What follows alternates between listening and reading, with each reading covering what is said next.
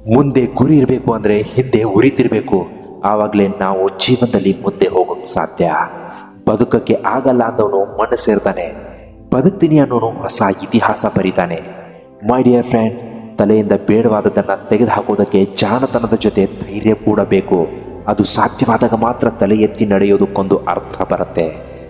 ಜೀವನ ಒಂದು ಪ್ರಶ್ನೆ, ನೀನು ಹೇಗೆ ಬದುಕು ತೋರಿಸ್ತೀಯ ಅನ್ನೋದೇ ಉತ್ತರ.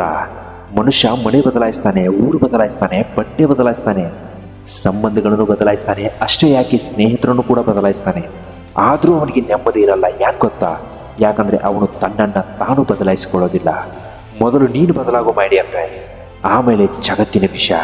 ತನ್ನ ಕಾಲ ಮೇಲೆ ನಿಂತುಕೊಳ್ಳಲು ಹೋರಾಡುವವನು ಯಾರ ಸಲಹೆಗಳನ್ನು ಸ್ವೀಕರಿಸಬಾರ್ದು. ಅಗತ್ಯಕ್ಕಿಂತ ಜಾಸ್ತಿ ಒಳ್ಳೆಯವರಾಗಕ್ಕೆ ಹೋಗಬೇಡ. ಯಾಕಂದರೆ ನಿನ್ನನ್ನು ನಿಂಬೆ ಹಣ್ಣಿನಂತೆ ಹಿಂಡಿ ಬಿಡ್ತಾರೆ.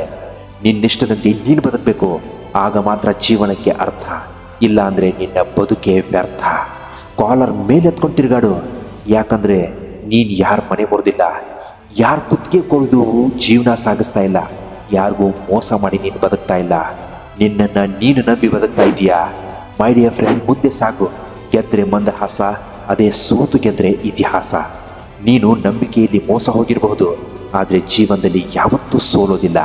ನಿನ್ನ ಪರಿಸ್ಥಿತಿಗಳಿಗೆ ತಲೆ ತಗ್ಗಿಸಿರಬಹುದು, ಆದರೆ ಕಷ್ಟ ಬಂದಾಗ ಹೆದರಿ ಓಡಿ ಹೋಗಬೇಕಾಗಿಲ್ಲ.